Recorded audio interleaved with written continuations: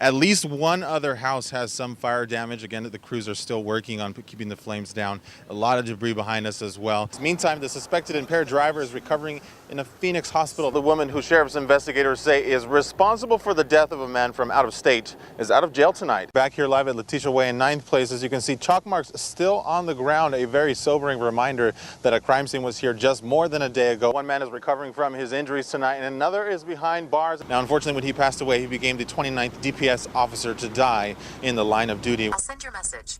You know, modern technology has really made the life of a cell phone user so much easier these days. But pills like these stay out of your water and out of the wrong hands.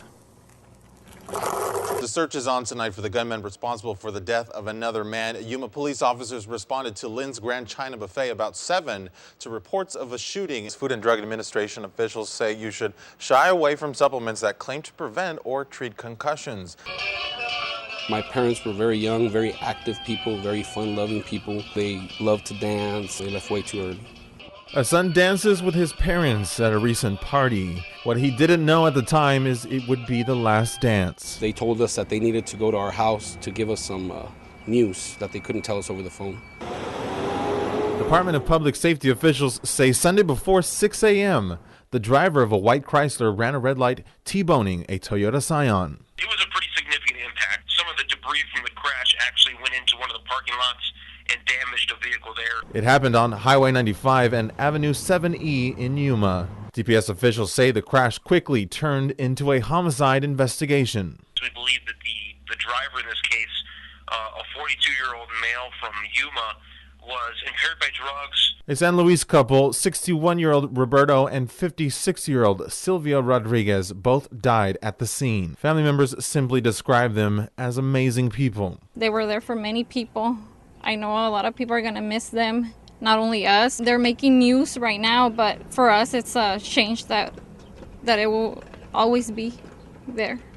DPS officer Carrick Cook says speeding was also a factor in this crash. The issue here is that somebody decided to drive recklessly and or drive impaired, leaving a family with a huge void. I got my chance to say goodbye and hug them one last time. That was the last memory that I have of them in person, and we were all very happy. Hello? According to the Federal Trade Commission, thousands lose money through telephone scams each year in the U.S. Yuma resident Tara Newton could have been the next victim. It just said your account has been deactivated and it's an emergency to reactivate it. Like, that's a little weird. Sunday afternoon, Tara said she got a call from a number with a Florida area code. When Tara got the phone call, she was already suspicious that it was a scam, but just to make sure, she decided to dial the number, and this is what she got. The number you have dialed is not in service. My husband was like, no, it's a scam. Yuma County Sheriff's officials say he's right, and there's been a spike in this type of phishing scam around town. I received numerous calls this weekend about these two new scams, wanting to know your debit card number, want you to give the information. And that's not it. Scammers will lie right to your face. They'll go to a gas station or the mall, and they'll try to sell you equipment, but they're either broken already or they don't work at all. The phishing scam is generally an automated call to your cell phone that asks you to reactivate your account by pressing 1.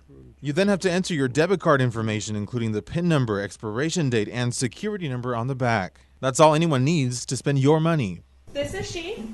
Tara didn't fall for it, but she learned an important lesson nonetheless. If you get a call from a phone number you don't recognize, just don't answer it. It's really shady. And don't ever, ever, ever give your credit card number out. And if it's Wells Fargo or somebody else, tell them you'll call them back. He is gone, unfortunately, but definitely not forgotten. And as you can see behind me, officers today unveiled a marker to honor Officer Tim Huffman, and more importantly, to remember the officer and the person he was. Like a void. It's traveling alone. Just think about him all the time. 1 year after Arizona Department of Public Safety officer Tim Huffman died in the line of duty, the pain still runs deep. You're supposed to go before your children. Yeah, and I just get tore up.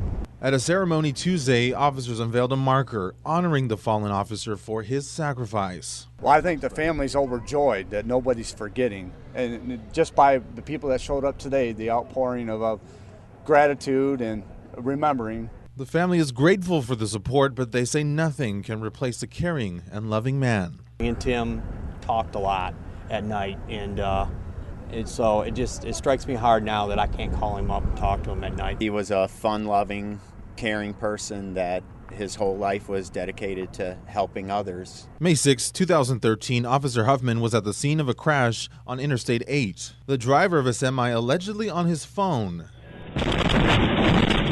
crashed into the scene, killing Huffman. President of the Arizona Highway Patrol Association, Sergeant Jimmy Chavez, worked with Officer Huffman. He says he was playful but hardworking. Tim had that kind of sense of humor and kind of a big teddy bear kind of guy. But he absolutely loved this job. He says distracted driving is never worth it. That phone call, that text message, that email is not important. It is not more important than making sure that you don't take somebody else's life or your own life. Order! 1 year later, the family continues to heal, now knowing Yuma will never forget. It means the world to me. It's that my brother will always be remembered. I hope that I can be as good a person as him. Plenty of positive things about Officer Tim Huffman. Now, unfortunately, when he passed away, he became the 29th DPS officer to die in the line of duty. We're live at DPS headquarters in Yuma. I'm Nico Santos, News 11.